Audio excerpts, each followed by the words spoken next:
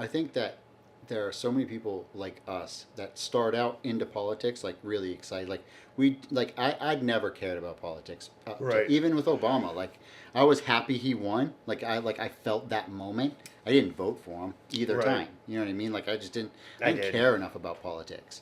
So like it was just like and honestly, like it just seemed like he was gonna win. I was like why would I take time out of my day to do it? Like I'm not a I'm not the type of person like I think it's interesting and I'll follow it, but I don't see much changing without.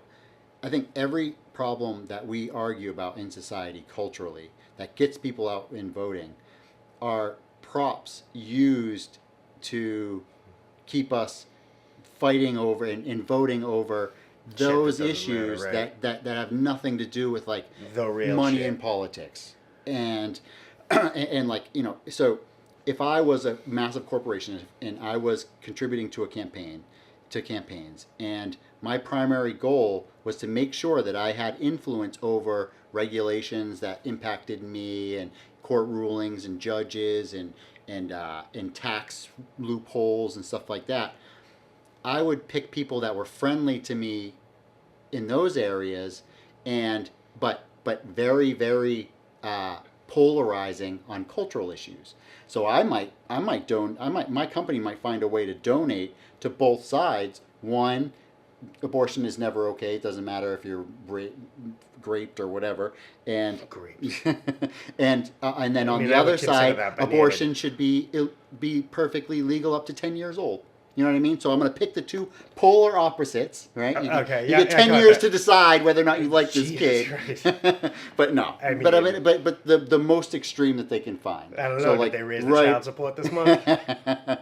the most extreme person on both sides that they can possibly find, prop them both up, but both happen to be friendly to the corporate. Right.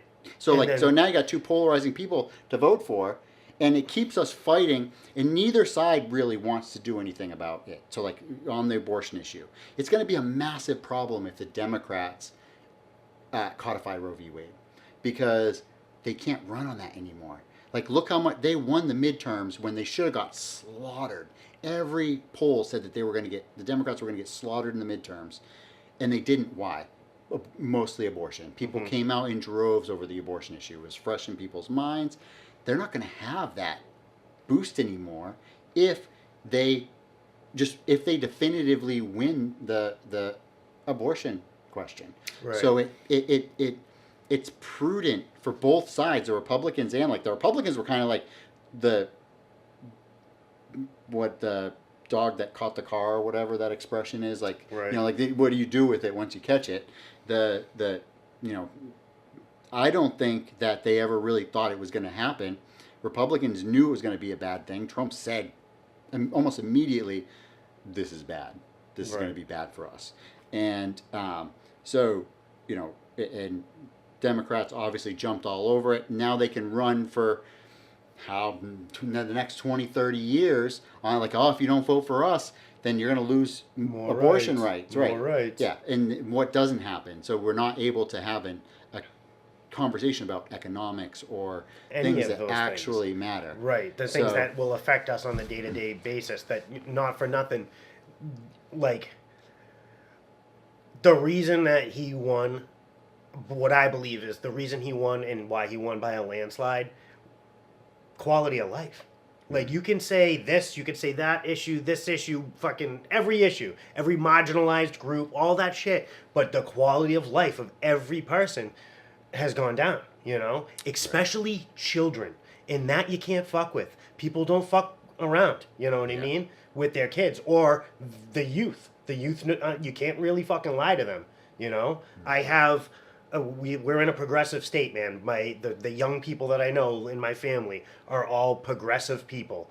And they all fucking were rooting for Trump because they can't handle any more of the bullshit, the lies. Like, I voted for fucking Obama in 2008, and then I voted for Romney in 2012, and I voted for Romney in 2012 because Obama.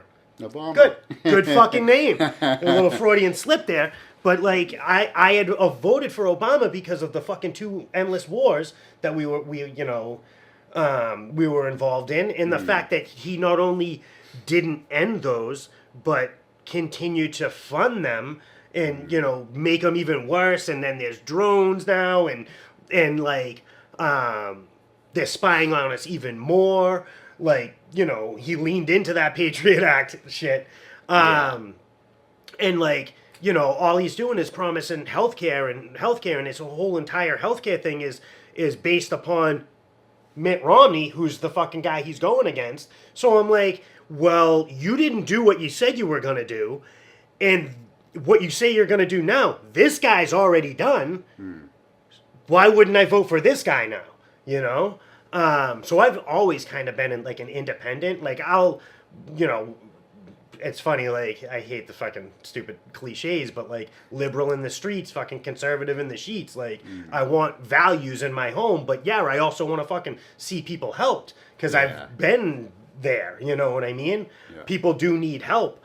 But it's a game that they play, man. It's a game, But that's what I mean by, like, every problem that we have as a society, that you're like, whatever you're going out there and voting for, whatever cultural issue. So like, people were like so confused. I watched this show Breaking Points, and it's basically like someone on the left and somebody on the right. And they kind of like, they have their agreements and they have their disagreements and stuff like that. They do it very civilly. Is that the people from the Hill? Yeah. Okay. So it was Rising, and then they left and became Breaking Points. Okay. So great, it's a great show. Like, I'm a huge fan because I like to see both points of it, both points of the issues, and I'm interested in them. But so and I started watching it because they were like one of the only kind of news shows that talked about Bernie a lot. Like when he was running in 2016, that's how I found them and started watching them. But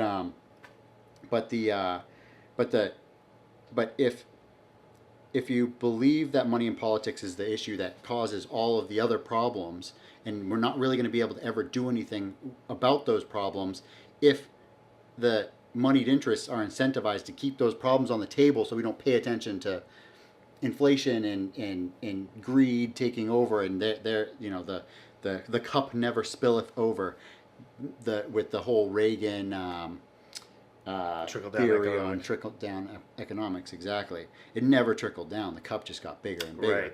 Right. But the confusion over, it's like, okay, Kamala did the right thing in her campaign, and she went away from, and I think she went away from like wokeness and political correctness and stuff like that, and she didn't lean like Hillary Clinton did into like her being like girl boss and stuff like that.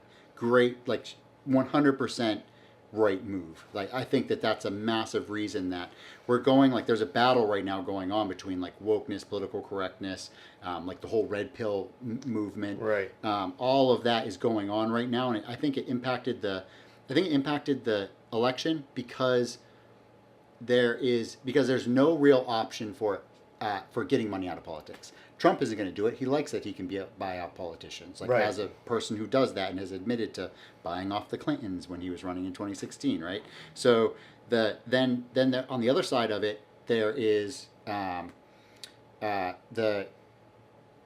was I? Was I talking about? I just lost my thought. Money in politics. Clinton. They bought off the Clintons. Right. Or he bought off the Clintons in 2016. Well, so yeah, so you have this election between Kamala and Trump, and if you care about money in politics, neither one is going to do anything. Right. So what are you going to default back to?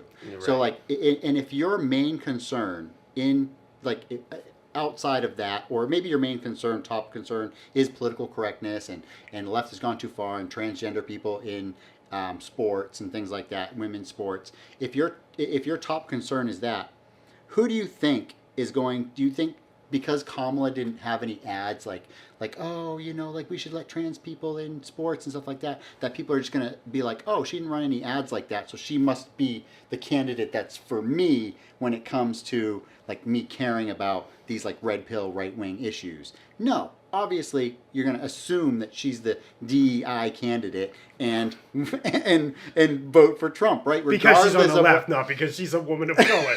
the DEI candidate. Well, a lot of people on the right were calling her the DEI candidate. Yeah. Like, they were going on news shows and being like, That's yeah, all she's right. a A lot of DEI people on the left were calling him the DIE candidate when they fucking tried to kill him. Die. Yeah. We're doing. Yeah. Where'd you get your too GED? too highbrow for Where'd you me. get? Where'd you get I need your to smoke some GED? weed. I need to bring myself up a level up. Yeah. There you go.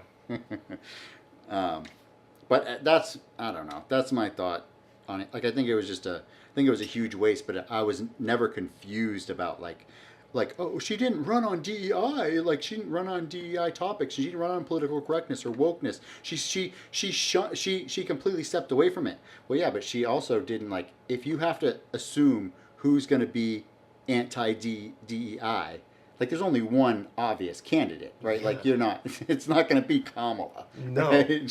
She's not going to slide to the right of him on that topic, right? So no, she's not going to push the topic, but